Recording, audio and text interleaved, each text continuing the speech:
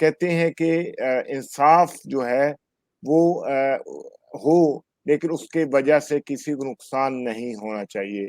इमरान खान का कैद होना या ना होना एक अलग सवाल है। आगे मुस्तकबिल क्या हो सकता है? जहां तक आपने एक बात कही इसमें झोल होने की, तो इसमें झोल है। मैं ये आपसे पूछना चाहूंगा कि इमरान खान और पीटीआई की तरफ से इस केस को लड़ने में क्या कोई आपको लगता है कि गलती, कोई कोताही, कोई कमजोरी दिखाई गई? मुझे अभी किसी ने कहा कि बाजवा साहब को अगर इसी तरीके से अदालत बुलाए और तहकीकात करे तो हम समझेंगे पाकिस्तान में इंसाफ हो रहा है।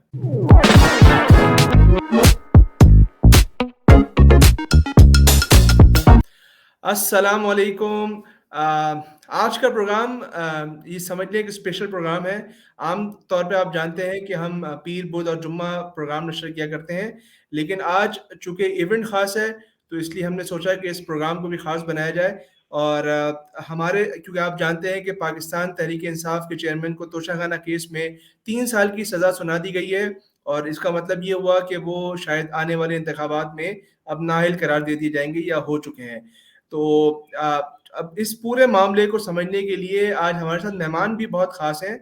हमारे साथ इबादुल हक साहब हैं, सीनियर सहाफ़ी हैं, लगभग 30 साल का एक्सपीरियंस है, बीबीसी और दीगर बैनुल-अक़वामी और मुकामी इदारों से वाबस्ता रहे हैं, और उनकी जो मेन, जो जिसे कहते हैं वो फ़ील्ड है, वो कोर्ट रिपोर्टिंग है। तो उनसे बेहतर फ़र्द आज कोई हो नहीं सकता था बात करने के लिए। इबाद साहब, कहना तो नहीं चाहिए, है तो ये रूटीन में, लेकिन अहम फैसला है। रूटीन इस सेंस में कि माजी में 4 वज़ीर आज़म इसी अदालत ने फारिग कर दिए हैं, तो शायद अब लगता है कि ये मामूल की बात हो गई है, लेकिन है बहुत अहम फैसला। आपने इस फैसले को पढ़ा भी, देखा भी, कवर भी किया, पूरा फॉलो भी किया। आपके नज़दीक ये फैसला कितनी मेरिट पर है और कितना नक्स है इसमें? जी, मैं यहाँ एक तो आपसे इत्तेफाक करता हूँ कि ये एक गैर मामूली फैसला है, क्योंकि ये एक वज़ीर आज़म की हिरासत के लिए, उनकी गिरफ्तारी के लिए और उनकी नाअहली के लिए, और जो जमहूरी मुल्क होते हैं, वहाँ पर नाअहली और किसी को इलेक्शन से बाहर करना कोई मुनासिब चीज़ नहीं है, मुनासिब बात नहीं है। इसलिए मैं इसको गैर मामूली फैसला कहूँगा। जहाँ तक इसके मेरिट के सवाल हैं, तो मेरिट में तो एक चीज़ बहुत बुनियादी है। कहते हैं कि इंसाफ जो है वो हो, लेकिन उसके वजह से किसी को नुकसान नहीं होना चाहिए। जस्टिस जो है, जैसे जस्टिस डिले जस्टिस डिनाई कहा जाता है, हुँ, हुँ, हुँ। इसी तरह कहा जाता है कि अगर जस्टिस जो है वो जल्दबाज़ी में किया जाए, तो वो उसकी तस्फ़ीन के मुतरादिफ है, उसके बराबर है। तो ये मैं समझता हूँ कि आज ये फैसला में जो बुनियादी चीज़ थी, कानूनी निकात को अगर हम एक तरफ रख भी लें, तो उसमें बुनियादी मसला यही था कि इतनी उजलत में ये फैसला क्यों किया गया। कोई भी फैसला, उसका कोई मकसद नहीं होना चाहिए। कानून के सामने सब अंधा होते हैं, कानून अंधा होता है और वो सिर्फ़ कानून को देख के चलता है और वो वाक़यात को देख के चलता है, वो जल्दबाज़ी नहीं करता। अच्छा, जब फैसला नहीं आया था इबाद साहब, तब भी मेरा नहीं ख्याल कि पाकिस्तान का शायद कोई शहरी समझ रहा हो कि इमरान खान इस केस से बच जाएंगे। एक यानी एक वाज़ेह था कि उनको सज़ा होने जा रही है। तो ऐसे एतबार से तो देखा जाए तो सेशन कोर्ट ने अवामी तवक्कुआत के मुताबिक कोई फैसला दिया है। लेकिन आपके नज़दीक, यानी एक तो ये कि इसमें कितना झोल है, ये हमें बताइए ना, क्योंकि अभी मैं उनको पढ़ रहा था एतजाज़ हसन को, तो वो तो कह रहे हैं कि बासानी रिहाई हो जाएगी। रिहाई होना एक अलग चीज़ है। वज़ीर आज़म गिलानी को 2 मिनट की सज़ा सुनाई थी और वो नाअहल हो गए थे। इमरान खान का कैद होना या ना होना एक अलग सवाल है। आगे मुस्तकबिल क्या हो सकता है? देखें जी, इस जो सारी कार्रवाई की गई, ये बिल्कुल आपने दुरुस्त निशानदेही की कि ये जो इम्कान, जो खदशात ज़ाहिर किए जा रहे थे, ये खदशात पूरे हो गए। जो इम्कानात ज़ाहिर किए जा रहे थे, इम्कानात तो नहीं कहूँगा, अंदेशे, वसवसे, गुमान ज़ाहिर किए जा रहे थे, ये फैसला उनके ऐन मुताबिक है। बात ये है कि इसका मकसद क्या था? पहले तो हम ये देख लें इसका मकसद क्या था? ये मकसद ही इसका ये था कि एक ऐसी सज़ा दी जा सके जिसके बाद जो साबिक वज़ीर-ए-आज़म हैं, जो एक पार्टी के सरबराह हैं, उनको इंतखाबात के लिए नाअहल कर दिया जाए। क्योंकि 62 के तहत अब कार्रवाई होगी, जब भी ये अपने कागज़ात नामज़दगी किसी भी रिटर्निंग ऑफ़िसर के सामने जमा कराएँगे, दाखिल कराएँगे, तो वहाँ पे ये एतराज़ उठाया जाएगा कि इनके ऊपर सज़ा हुई है, ये सज़ा याफ़्ता हैं, जिसकी बुनियाद पर इनके कागज़ात नामज़दगी मुस्तरद हो जाएंगे। ऐसा माजी में भी होता रहा। एक तो ये हमें इसका मकसद नजर आता है। जहां तक आपने बात कही इसमें झोल होने की, तो इसमें झोल है। झोल इसलिए कि हर शहरी को फेयर ट्रायल का हक है, और ये हक कोई कानून नहीं देता, ये उसको आइन देता है। और आइन जो है वो तमाम कवानीन से मुकद्दम है, उनके ऊपर है। और मुझे नहीं समझ आई कि इतनी जल्दी करने की क्या जरूरत थी। वैसे भी आपको बताऊं कि जो कल फैसला आया हुँ, हुँ। उसमें तो ये कहा गया था कि जो काबिल समात होने का मामला जो है उसको दोबारा देखा जाए।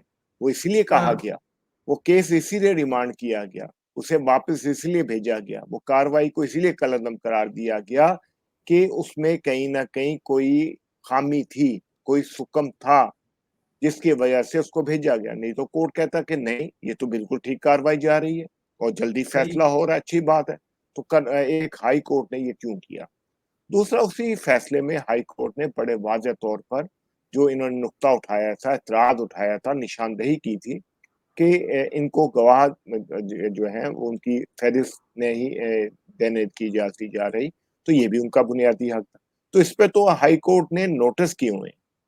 हाई हुँ। कोर्ट ने इस पे मुतल्लिका फ़रीक़ैन को नोटिस किए हुए हैं। तो क्या इसका मतलब है कि वो फैसला उसको सोचा ही नहीं गया, उसको देखा ही नहीं गया? एक जज ने इस चीज़ को नहीं देखा? और एक आपको और बात बताऊँ, हुँ, हुँ। जब भी कोई मामला सेशन कोर्ट में होता है, एपीसी में होता है, एहतसाब अदालत में होता है या किसी स्पेशल कोर्ट में होता है, तो जब वो मामला हाई कोर्ट में या सुप्रीम कोर्ट में चला जाता है, इवन हाई कोर्ट में मामला ज़ेर समाअत हो, तो सुप्रीम कोर्ट इस चीज़ का इंतज़ार करती है, सुप्रीम कोर्ट में चला जाए तो हाई कोर्ट इस चीज़ का इंतज़ार करती है कि वहाँ से क्या फैसला आता है। ठीक है। वो फैसला ना आ जाए जो इस फैसले से मुताबिकत ना रखता हो, उसके मुनाफ़ी हो जाए। तो इन्होंने तो एक ऐसा फैसला जो हाई कोर्ट का फैसला था, जिस पर हाँ। अमल दरामद करना इनकी ज़िम्मेदारी थी, उसी को इन्होंने जो है उड़ा दिया, हवा में उड़ा अच्छा, दिया, माना ही हम नहीं। कल से देख रहे थे, कल भी उन्होंने कोई 2 सवा 2 के तक करीब एक रिमार्क्स दिए हुमायूं दिलावर साहब ने कि 3 बजे तक इमरान खान आ जाएँ, वरना वो फैसला महफूज़ कर लेंगे। एक तो ये इस तरह की ज़बानें आम तौर पे इस्तेमाल होना एक अजीब-सी बात है। दूसरी बात ये कि वो उन्होंने आज जो फैसला दिया, उसमें उन्होंने कहा कि पैरवी नहीं की गई इस केस की ना। तो मैं ये आपसे पूछना चाहूँगा कि इमरान खान और पीटीआई की तरफ से इस केस को लड़ने में क्या कोई आपको लगता है कि गलती, कोई कोताही, कोई कमज़ोरी दिखाई गई? जहाँ तक मैं समझता हूँ कि ख्वाजा हारिस एक बेहतरीन वकील हैं, फौजदारी के बेहतरीन वकील हैं, ट्रायल के ऊपर उनको महारत है, अबूर हासिल है, मलका हासिल है। तो उन्होंने अगर कहीं किसी जगह वो पीछे हटे हैं तो उसकी कोई ना कोई वजह होगी। नहीं तो कोई भी वकील ये नहीं करता कि वो वहां पे पेश ना हो या अपने ना होने का कोई जवाब पेश ना करे। इस तरह होता नहीं है। तो ये हुआ है तो इसकी कोई ना कोई रीजन होगी, कोई ना कोई वजह होगी, जिसका जवाब बुनियादी तौर पे तो ख्वाजा हारिस ही दे सकते हैं, क्योंकि वो इस मुकदमे की पैरवी कर रहे थे। हम व अंदाजे नहीं कर सकते, हम कोई अंदाजे लगा नहीं सकते, ये मुनासिब नहीं होगा। लेकिन अदालत को चाहिए था कि वो एक बड़े वकील हैं, उनके सामने पेश हुए। बेशक कानून के सामने सभी वकील जो हैं बड़े होते हैं, कोई छोटा मेटा मोटा वकील नहीं होता, लेकिन एक साबिक वज़ीर आज़म का मुकदमा था। उन्हें तो किसी आम आदमी के मुकदमे में भी इस तरह जल्दबाज़ी नहीं करनी चाहिए थी, एक हुँ, मौका दे देना चाहिए था। मुझे अच्छी तरह याद है कि एक मर्तबा पंजाब असेंबली की तहलील का केस जो है, वो लाहौर हाई कोर्ट के फुल बेंच के सामने था, और हुँ, फुल बेंच हुँ। ने कह दिया था कि वो बिल्कुल मोहलत नहीं देगी, इसको फैसले को करेगी और जल्द से जल्द करना चाहती है।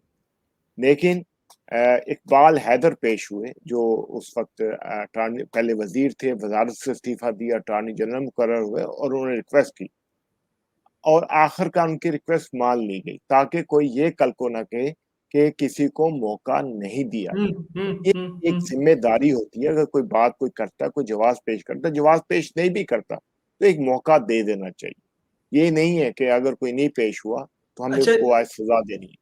जिस तरीके से एतज़ाज़ हम कह रहे हैं और बहुत कॉन्फिडेंट नज़र आ रहे हैं कि वो रिहा हो जाएँगे बहुत आराम से। तो आपकी क्या राय है कि उसमें कितनी मुश्किलात होंगी इस केस से बचने के लिए जेल से बाहर आने में? या आप समझते हैं कि नहीं, ये बहुत कमज़ोर है, बहुत आराम से मामलात ख़त्म हो जाएँगे?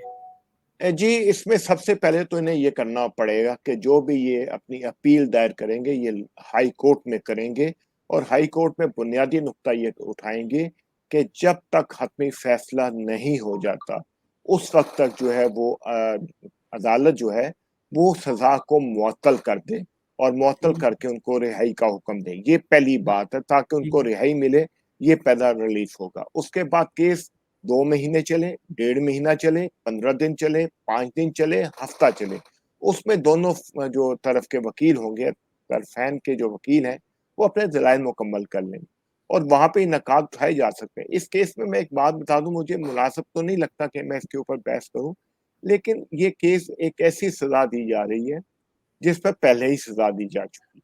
तोशा खाना में इलेक्शन कमीशन ने खुद डिस्क्वालीफाई कर दिया और वो यस। डिस्क्वालिफिकेशन जो थी, वो उस असेंबली की मियाद तक थी। अब इन्होंने किसको डिस्क्वालीफाई किया? जो शख्स किसी ओहदे पर नहीं है। ये हुँ, तो इसको आगे पेशगी दे दी कि जब तुम वहाँ जाओगे तो ये भी सज़ा होगी, ये भी सज़ा होगी, ये भी सज़ा होगी। इससे पहले ये ज़रूर होता रहा है जब भी किसी को डिस्क्वालीफाई करार दिया गया है या उसके खिलाफ कार्रवाई हुई है, तो वो उस असेंबली का, चाहे वो सूबाई असेंबली हो, चाहे वो कौमी असेंबली हो, तो वो उस पे ओहदे पे था, अपनी नशिस्त पे था। इनके पास हाँ, तो वो नशिस्त ही नहीं है। इन्होंने तो एक इज़ाफ़ी सज़ा दे दी कि हाँ भई तुम जो हो नाअहल हो गए। कि भई क्यों हाँ, नाअहल हो गए? ये नुकता भी बड़ा देखने वाला है और ये प्राइम मिनिस्टर के मामले में अगर ये हो रहा है, तो किसी आम आदमी के मामले में ये क्या होगा? इस चीज़ के ऊपर देखना पड़ेगा। इस चीज़ के ऊपर ना सिर्फ़ अदालतों ने देखना, उन्होंने फैसले करने बल्कि पार्लियामेंट को भी ये देखना होगा कि आखिर क्यों कुछ साल बाद किसी प्राइम मिनिस्टर को इस तरह नाअहल कर दिया जाता है और कोई नाअहल नहीं होता तो उसको पहले से सज़ा दे दी जाती है। भुट्टो का फैसला, एक वज़ीर-ए-आज़म फांसी चढ़ गए। एक वज़ीर-ए-आज़म को नाअहल कर दिया गया, दूसरे को नाअहल कर दिया गया, तीसरे को सज़ा सुना दी गई कि तुम अब नाअहल हो गए, 5 साल तक तुम इलेक्शन नहीं लड़ सकते। ये तो कोई बात नहीं। मैं ये आपने बात कही, मैं अभी आपसे ये मुझे याद आया कि पिछले 12-13 साल में 3 वज़ीर-ए-आज़म अदलिया के फैसलों की भेंट चढ़ गए। अच्छा, जब गिलानी जब को हटाया गया तो नून लीग ने बड़ा जश्न मनाया। नवाज़ शरीफ को हटाया तो पीटीआई ने खुशियाँ मनाई। अब एक ऐसा लगता है साइकिल घूम के वापस तहरीक-ए-इंसाफ इमरान खान पे अटक गया और अब इस वक़्त खबरें ये आ रही हैं कि नून लीग पूरे पंजाब में मिठाइयाँ तक़सीम कर रही है। सियासतदान कब समझेंगे कि वो एक-दूसरे के लिए मुश्किलात का शिकार बन रहे हैं, एक-दूसरे के लिए ही जो है ना पर काट रहे हैं। वो कब एक जगह बैठेंगे?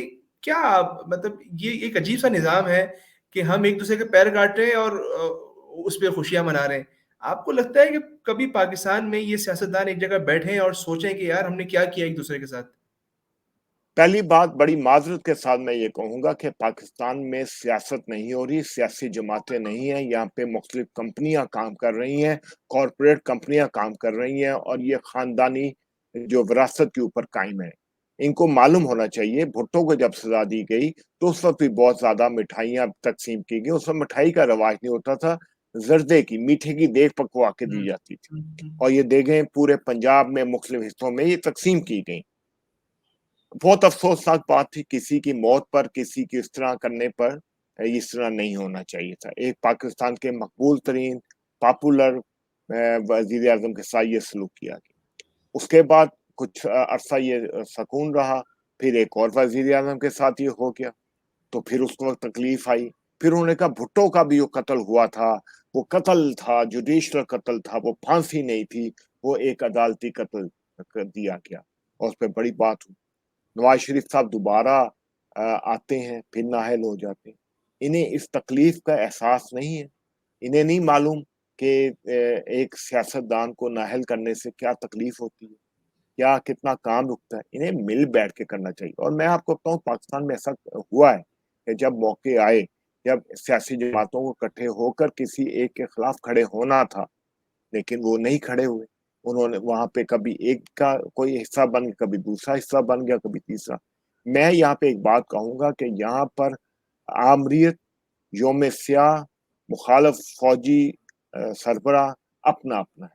किसी के लिए ज़ियाउल हक बुरा है, तो किसी के लिए मुशर्रफ बुरा है, किसी के लिए कोई और बुरा है, तो किसी के लिए कोई और बुरा है। हालांकि आमरीत सबके लिए बुरी होती है, बल्कि मैं जब ज़ियाउल हक की बात करूंगा तो मुझे अयूब खान भी याद आते हैं। वो भी किसी के चहीते थे। उस वक्त तो बात नहीं की गई, उस वक्त कहा कि अयूब खान बहुत अच्छे हैं। नहीं, सियासतदानों का काम है, वो अकाउंटेबिलिटी करें। मैं बिल्कुल ये नहीं कहूंगा अकाउंटेबिलिटी ना करें, अच्छे कवानीन बनाएं, मिल बैठ के बात करें। और पार्लियामेंट से ज्यादा अच्छी जगह कौन सी हो सकती है जहाँ पे मिल बैठ के बात की जा सकती है।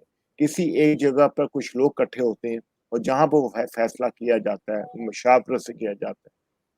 इनकी मुशावरत कहाँ पर, ये कहाँ पे नजर आता है कि हमें पार्लियामेंट एक पार्लियामेंट बहुत मुकद्दम है, मैं इससे इनकार नहीं करता, लेकिन कोई इमारत जो होती है उसे आप मुकद्दम नहीं कह सकते। मुकद्दम उसी को कहते हैं जहां से लोगों को एक फीलिंग आती है, एक ये अपनाइयत बात आती ये बात ना मुझे इसलिए भी याद हुई बस अब कि हमने 4 वज़ीर आज़म को तो अदालत ने फ़ारिग कर दिया, ठीक है।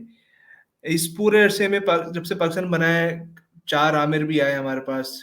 एक वाहिद थे जिन पे मुशर्रफ ने अदालत में पेशियाँ हुई, फिर ज़ाहिर है अल्लाह ताला ने ज़िंदगी लिखी हर आदमी के हवाले से, वो नहीं हो सका। मुझे अभी किसी ने कहा कि बाजवा साहब को अगर इसी तरीके से अदालत बुलाए और तहकीकात करे तो हम समझेंगे पाकिस्तान में इंसाफ हो रहा है। ये जो सोच है पाकिस्तान में कि आप एक तबके को तो बहुत आराम से जिसका दिल चाहता है सेशन जज कोर्ट का जज भी जो ना उड़ा देता है एक वजीर आजम को, मुत्तकी वजीर आजम है ना, आवाम को हक देने देना, 5 साल हो जाएंगे तो पता चल जाएगा कि कौन कितने पानी में। आप उसको तो उड़ा देते हैं, लेकिन एक आदमी जो सहूलतकार भी है, ज़ाहिर है उन्होंने खुद एक्सेप्ट किया कि हमारी गलती है इमरान खान को लाना है या जो भी, आप उसके बारे में कुछ नहीं कहते, हमेशा आप मुल्क के बाहर चले जाते हैं और बहुत आराम से ज़िंदगी गुज़ारते हैं। ये जो सोच का फ़र्क है, ये बड़ा खतरनाक है। आप क्या इसके बारे में आपकी राय है? है। ये सोच का जो फर्क आपने बताया ये वाकई खतरनाक है, बल्कि बहुत खतरनाक है, जी। संगीन किस्म का। ये जो आप कहें ये उस तरह के इसमें एक कैफियत आती है। बात ये है फहीम भाई के इसमें बुनियादी एक दो चीजें हमने देखनी है। एक तो हमने पार्लियामेंट को मजबूत बनाना है। पार्लियामेंट जब मजबूत बनेगी, पार्लियामेंट उसी वक्त मजबूत बनेगी जब लोगों को अपनाइयत का एहसास होगा।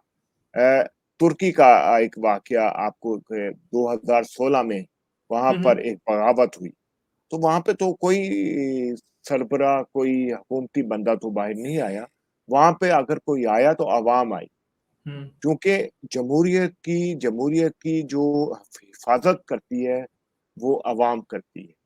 जमहूरियत भी इसी तरह कमजोर होती है जिस तरह हमारी अदलिया जो है, जब उन पे हमला हो जाए या कुछ हो जाए तो वो अपनी अहकामात को अमल दरामद कराने के लिए किसी के ऊपर उन्हें इंहिसार करना पड़ता है। जमहूरियत जब कम मजबूत हो जाएगी, जब मुझे पता होगा कि ये जमहूरियत मुझे ताकत दे रही है, मेरे हकूक का तहफ़्फ़ुज़ कर रही है, और वहां पे मेरा नुमाइंदा बैठा है, वहां पे मेरा अपना बैठा है, वहां पे से मुझे अपनाइयत आएगी, तो फिर मैं नहीं देख समझता कि यहाँ पे कोई प्रॉब्लम आएगी। फिर जो ताकतवर होगा वो खुद कमजोर हो जाएगा। इस वक्त तो हमने खुद उसको ताकतवर बनवाया जी, बनवाया हुआ है। बिल्कुल। वो मैं एक बात कहूँ, मुझे बहुत अच्छा लगा था वो दिन। ये 2008 की बात है जब इलेक्शन हुए। इलेक्शन के बाद पीपल्स पार्टी और मुस्लिम लीग नून शायर 90 कायदे आजम से पंजाब असेंबली जो चंद 500 या 1000 मीटर का फासला है, तो वो ये इकट्ठे जुलूस की शक्ल में गए। वो जुलूस देख के मुझे बड़ा अच्छा लगा कि आज अवाम जा रही है। जब इनका ओथ टेकिंग हुई तो वहां पर जिंदा है भुट्टो जिंदा के नारे लगे, नवाज शरीफ के नारे लगे। तो उस दिन फिर वो अमल छोड़ गए। वो जो गवर्नर थे खालिद साहब, वो छोड़ के चले हुँ, गए। तो ये इस तरह तो होना चाहिए।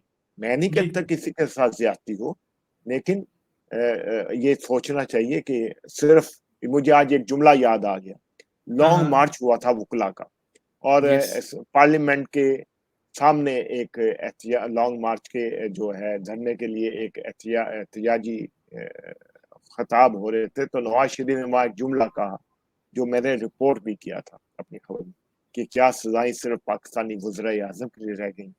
तो आज नवाज शरीफ बिल्कुल। को ये सोचना चाहिए, आज इन सियासी जमातों को सोचना चाहिए कि ये नहीं, इतना ही वकार देख लें, इतनी ही बातें। मैं कहता हूँ जो मातम हुआ गलत हुआ, जिसने किया गलत किया, जिसने उसकी हमायत की गलत की। क्या एक वजीर आजम, अवाम के मुंतखब वजीर आजम को फांसी नहीं लगाया गया? क्या बाकियों को जो है इस तरह नाअहल नहीं किया गया? क्या इसको रोकना नहीं है? अगर नहीं रोकना तो ठीक है, कल को ABCD कोई भी आते रहेंगे और अदालतें सजाएं देती रहेंगी, सजाएं माफ होती रहेंगी। लेकिन ऐसा तो नहीं है। मैं समझता हूँ बाजवा साहब ने जो बयान दिया कि हमने ये प्रोजेक्ट शुरू किया, हमने इसको लेके आए, भाई आप कौन बिल्कुल, होते हैं? हाँ। इस पे क्यों नहीं बात होनी चाहिए? नहीं, पार्लियामेंट के आप अंदर कौन होते हैं और फिर कौन से पूछने वाला नहीं कि आप इसकी जवाबदेही तो करें कि आपकी ज़िम्मेदारी तो नहीं थी, आपने अपनी ज़िम्मेदारी से हट के कैसे काम किया? कोई पूछने और वाला अगर नहीं है। अगर अगर फर्ज किया आपने कौम के लिए किया, आपने अवाम के लिए किया, तो अगर गलत फैसला किया तो इसका जिम्मेदार कौन है? क्या आपने इस पे कभी माफी मांगी, कभी अफसोस का इजहार किया? ये कह देना हाँ हमने किया, नहीं चला, ये तो कोई बात नहीं होती। हम कोई चीज घर के लिए लेके आते हैं, तो वो जब खराब निकलती है हम दुकानदार को जाके कहते हैं कि भाई ये क्यों नहीं चल रही, हमें तब्दील करके दो। आपने कहा कि काश नवाज़ शरीफ जो है ना वो कोई बयान दें कि ये वो उसके हक में नहीं है। लेकिन ज़ाहिर है ये बात कई अरसे से ज़ेर गर्दिश थी कि नवाज़ शरीफ ने एक शर्त रखी है कि जिस तरह मैं 2018 के इंतखाबात में बाहर किया गया हूँ, 2023 में इमरान खान नहीं होंगे। तो अब हमारे सियासतदानों के सोचने की ज़ाविया तो ये है। इस पूरे बात से हट के मैं सिर्फ़ आपसे आखिर में ये पूछना चाहूँगा कि 2000 आज से सिर्फ़ 5 साल पहले या 4 साल पहले नवाज़ शरीफ को इक़्तिदार से बाहर किया गया, अब इमरान खान इस पूरे खेल का हिस्सा बन गए। दोनों केसेस में बुनियादी फ़र्क क्या है? दोनों में ये है कि जी दोनों वज़ीर आज़म थे, दोनों को निकाला गया, नाअहल किया गया और इंतखाबी अमल से बाहर किया गया। क्या फैसला किसी तरफ से आया, एक फैसला किसी और तरफ से आया। एक चीज इसमें मुश्तरक है कि दोनों में वकील एक ही थे, ख्वाजा हारिस। उन्होंने भी वो केस लड़ा, ये केस भी उन्होंने लड़ा, लेकिन वो केस भी उन्होंने बड़ी महारत से लड़ा। ये तो बात एक रही। और वो अगर वो ना होते तो वो सजा बहुत पहले हो जाती। ये बात पार्लियामेंट में होनी चाहिए कि किसी वजीर आजम को इस तरह नाअहल नहीं होना चाहिए। और वजीर आजम की नाअहली जो है वो अवाम पे एतमाद है, अवाम पे अदम एतमाद है, अवाम के खिलाफ है। एक वजीर आजम है, आप हम नहीं कह रहे वो कितने मकबूल हैं, लेकिन उनको अवामी अवामी मकबूलियत थी। तो इसी तरह नवाज शरीफ जब थे उन्हें अपनी मकबूलियत थी, जब भुट्टो थे उन्हें अपनी मकबूलियत थी। तो ये मकबूलियत को इस तरह ना ख़त्म किया जाए और इस पर बात करनी चाहिए। और मैं आपको एक बात कहूँ, इस तरह की जो आपने शर्त की बात की कि नवाज शरीफ साहब ने ये शर्त रखी, देखें गैर मुनासिब शर्तें नहीं मानी जाती। कोई कहे कि ये मुआहिदा हुआ था कि जुए के पैसे आधे आधे तकसीम हुएंगे, तो क्या मैं किसी अदालत में जाकर कह सकता हूँ भाई जुआ तो होता ही गैर कानूनी, तो उसमें क्या मुआहिदा हो? गैर कानूनी बातों पर मुआहिदे नहीं होते, वहां पे लोगों से ज्यादतियां होती हैं। और बड़े लोग जो होते हैं जिन्होंने अवामी मकबूलियत जिनके पास हो, उन्हें इस तरह की शर्तें नहीं रखनी चाहिए। अगर वो इस तरह की शर्तें रखेंगे तो फिर ये मुनासिब नहीं होगा जमहूरियत के लिए। इस उम्मीद के साथ कि हमारे सियासतदान सोचें, बैठें, बात करें कि उनके साथ क्या हो रहा है। मैं अपने प्रोग्राम का इख्तिताम करूँगा। इबाद साहब, बहुत सारी चीज़ें समझने की हमें समझने में आसानी हुई कि हुआ क्या है और होने क्या जा रहा है।